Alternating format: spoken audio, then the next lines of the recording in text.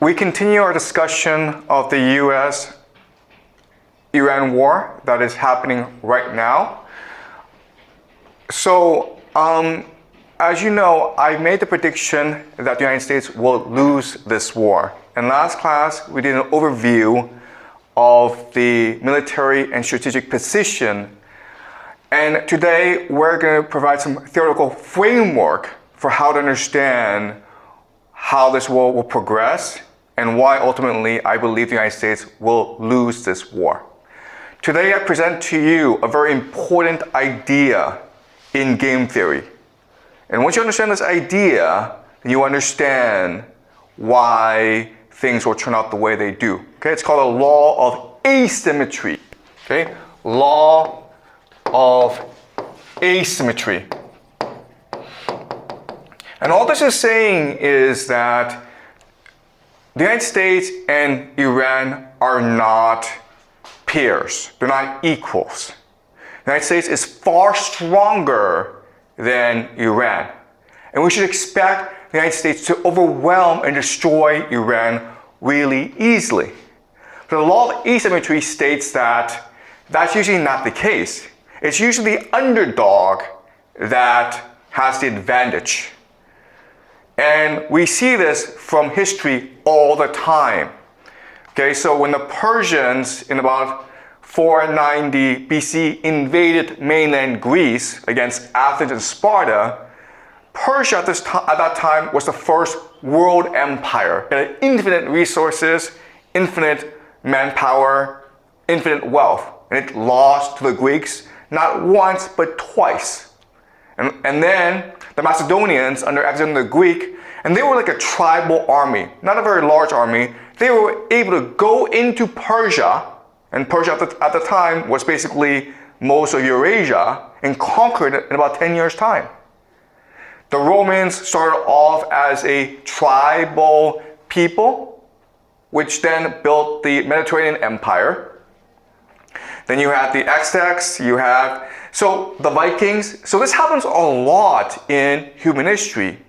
A people in the borderlands, a tribe, a small ethnicity, are able to conquer a great empire.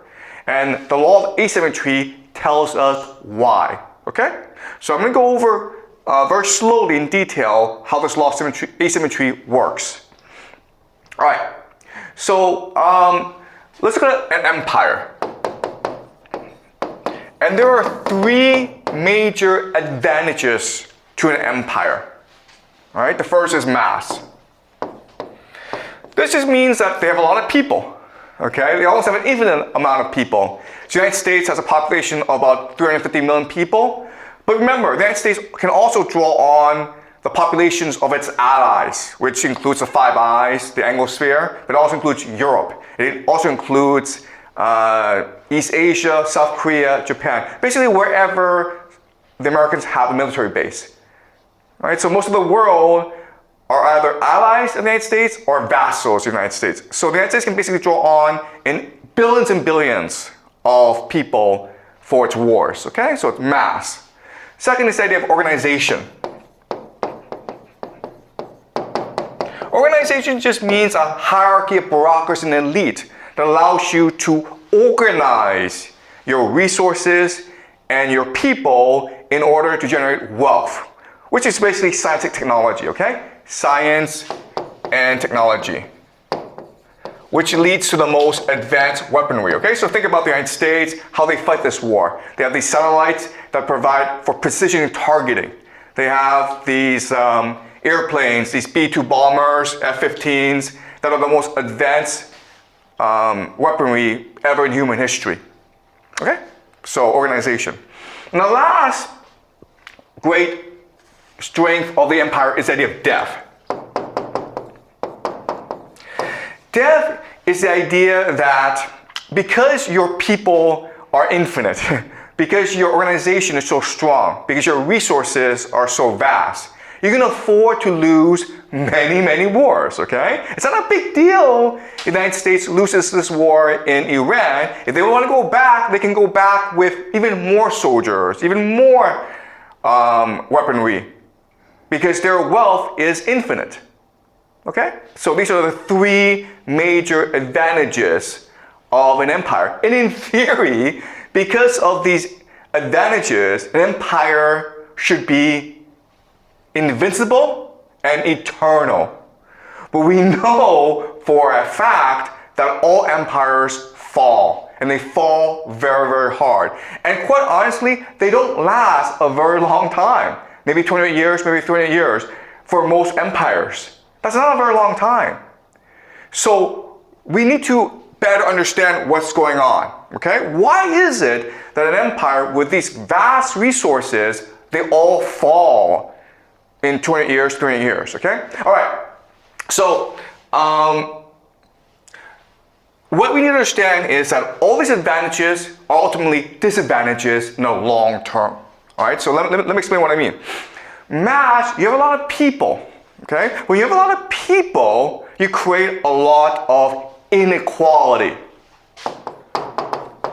Why? Because there's competition for resources.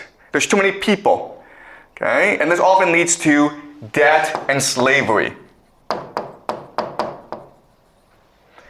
And as a result, your people become complacent, lazy, indifferent. They're competing against each other. They really don't like the government, okay? So they're not really that motivated to do anything, to work or to fight wars, but especially to fight wars. So this mass looks like an advantage in the beginning, but over time it becomes a disadvantage, right? Organization means an elite. The problem with this is that over time, the elite become parasites. Why? Because the way they make their money is through rent seeking. Rent seeking just means that you have power and you seek to monetize your power by exploiting the mass. All right? So basically landlords are a classic type of rent-seeking elite. And so they don't really work, but they make a lot of money because they own the land, because they control all the resources, because they control all the capital. And that forces the mass to go into slavery, to go into debt, which is what's happening in America today. The problem with this is that everyone wants to be part of the elite, and there are too many elite over time. Okay? So even though the elite have many kids, the power is a zero-sum game, it's a hierarchy. And so this leads to the idea of elite overproduction. Okay? Elite overproduction. This is a term coined by the historian Peter Turchin. Okay?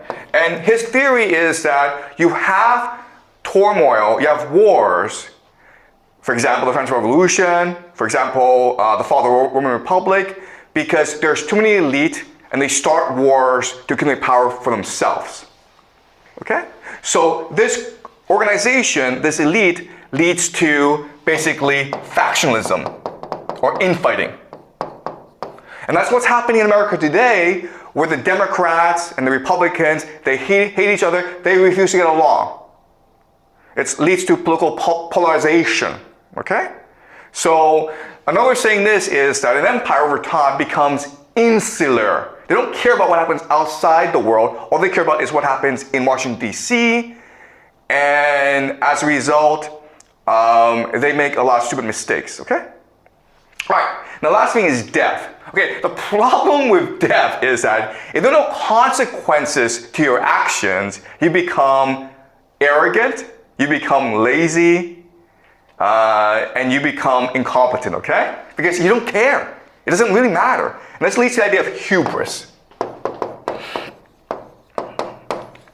Okay? Hubris is just blindness to your own arrogance, a violent arrogance that makes you make silly mistakes, but you don't recognize your mistakes and you keep on repeating the same mistakes over and over again.